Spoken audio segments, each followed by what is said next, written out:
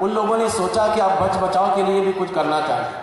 ابھی والے تو سمجھ جائیں گے کہ ہم کیا کر رہے ہیں، لیکن کم سے کم آنے والی نسل، آنے والے لوگ، کم سے کم اس کے پاس بھی بچاؤ کے لیے ایک ہتھیار ہونا چاہیے.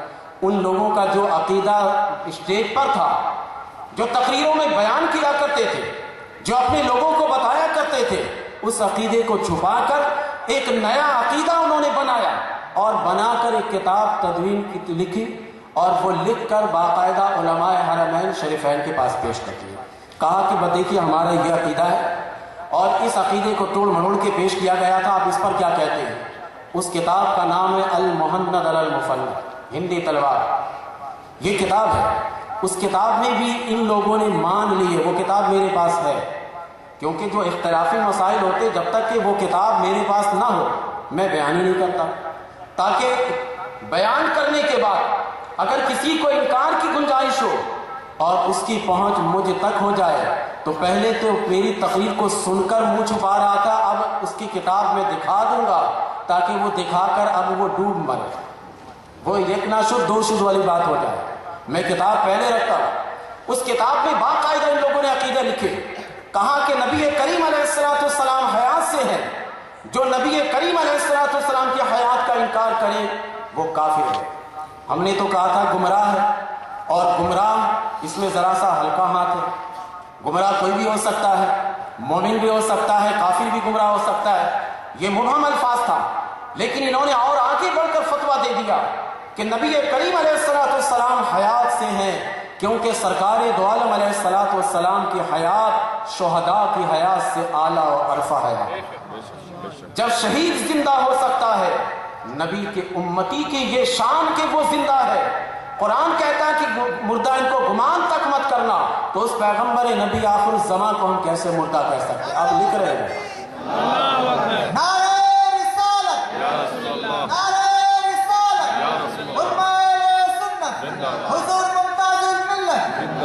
اب یہ لکھ رہے ہیں وہ لوگ خود اپنی کتاب میں، ان کی کتاب میں یہ موجود ہے.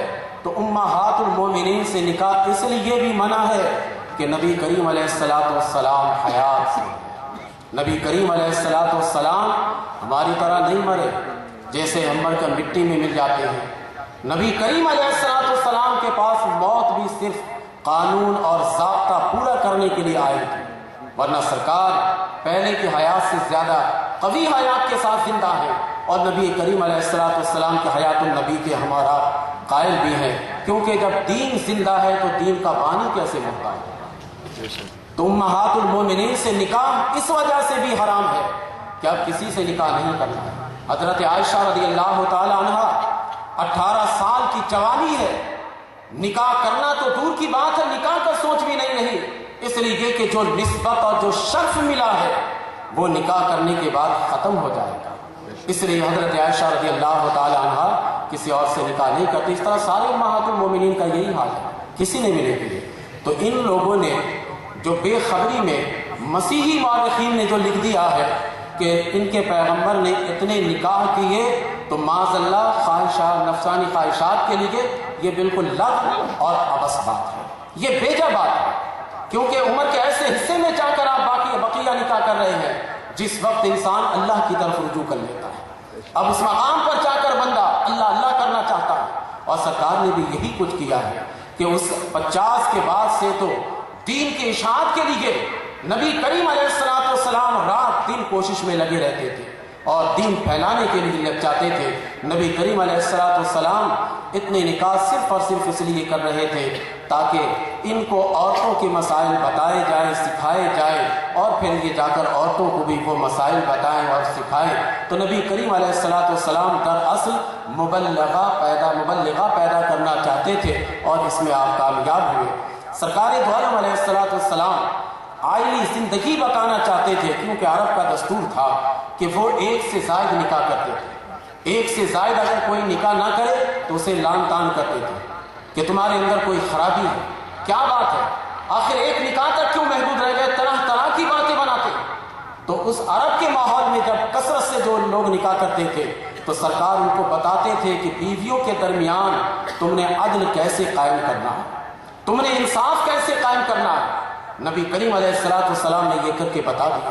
ازواج مطہرات जब घर में रहते, सरकार दो आलम अलैहिस्सलाम घर में रहते, आप जाकर उनका हाथ बटाते थे, काम काज में हाथ बटाते थे। काम के बारे में नबी करीम अलैहिस्सलाम इंतहाई शफकत से काम करते थे, शफकत से बर्ताव किया करते थे।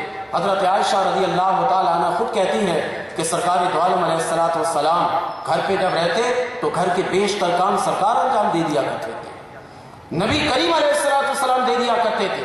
सरकार ये आईनी जिंदगी बताना चाहते हैं, या आप लोगों को बता रहे थे कि देखो किस तरीके से बीवियों के दरमियान इंसाफ करना है। सरकार दो आलम अलैहिस्सलाम ने निकाह के बाद जब अपनी बच्चियों को निभाना शुरू किया तो कितने ऐसा तरीके से निभाना शुरू किया।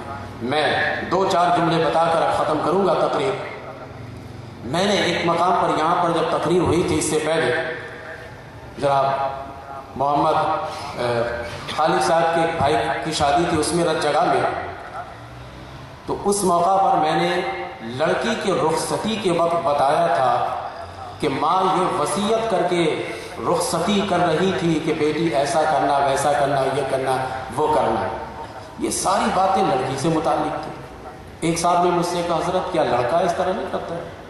आजकल के लड़के भी तो बड़े परेशान करते हैं। किसी महफिल में इनको भी ज़रा सा आप खुराक दीजिए, इनको भी ज़रा समझाइए। उस महफिल में आपने लड़की के बारे में तो बताया कि लड़की को रुखसत करते वक्त लड़की की माँ समझा रही है, लड़की के घर वाले समझा रहे हैं कि देख बेटी इस तरह से जाकर रहना है। जरा लड़के को भी समझाइए, क्योंकि लड़के ये आजकल के ऐसे हैं कि शादी हुए देर नहीं कि कुछ साल कुछ महीने के बाद मेरे पास आते हैं कि हज़रत गुस्से में इतने तलाक मैंने दे दिए।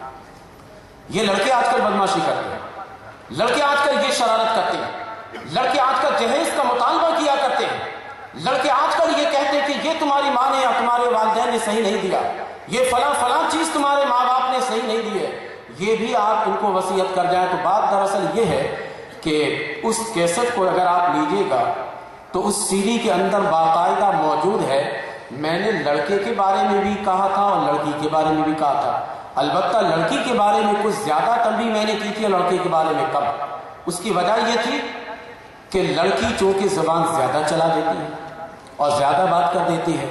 अगर अभी खुदा न खास्ता ये मेरे सामने ये मर्दों का पिंडाल ना होता, ये सारे औरतें होती, तो जिस तरह आप खामोशी से सुन रहे हैं वो खामोश नहीं रहती, कोई औरत बोल पड़ती।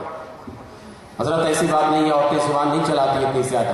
वो जुबान चला रही है फिर भी कह रही है जुबान नहीं चलाती इतनी ज़्यादा, ये कह देती। ये एक फितरी चीज़ है, इससे कैसे इनकार किया जा सकता है? बुखारी शरीफ में खुद हदीस मौजूद है।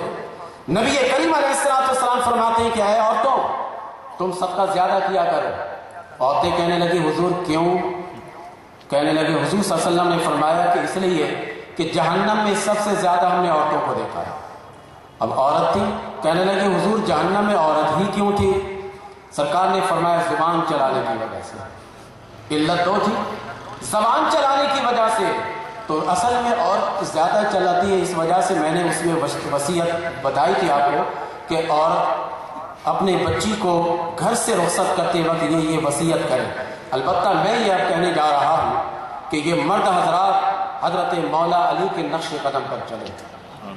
जहेज में अगर मिट्टी का मशकीज़ा मिले तो उस पर भी खुश खुर्रम हो जाएगा। जहेज में अगर आपको बेहतरीन किस्म के फर्नीचर न मिले, अगर मामूली सी चटाई भी मिल जाए तो मौला अली के नक्श कदम पर चलते हुए खुश हो जाएंगे।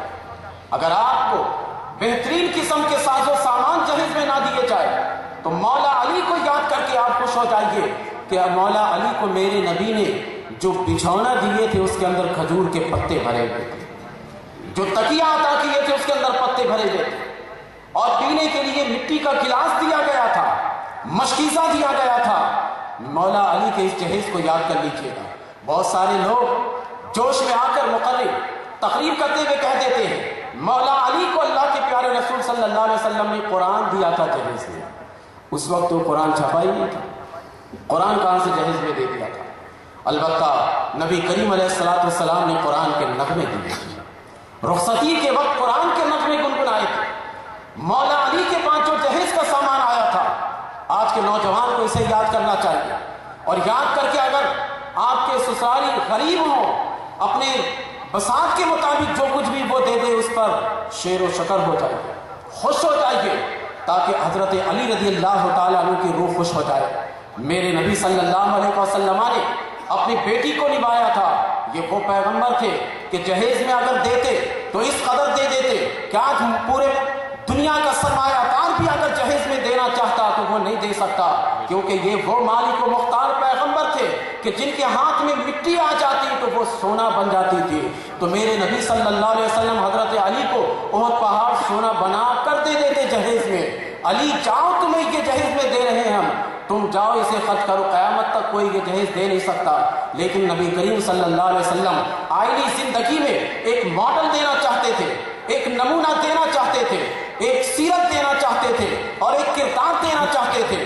جہاں آپ نے ازواج مطہرات سے متعلق کردار دیے، وہاں آپ نے جہیز سے متعلق کردار دیے اور بتا دیا کہ تم کس طریقے سے جہیز تم نے دینا ہے، اور لڑکوں کو بتا دیا کہ تم نے اف تک نہیں کرنا ہے اس میں۔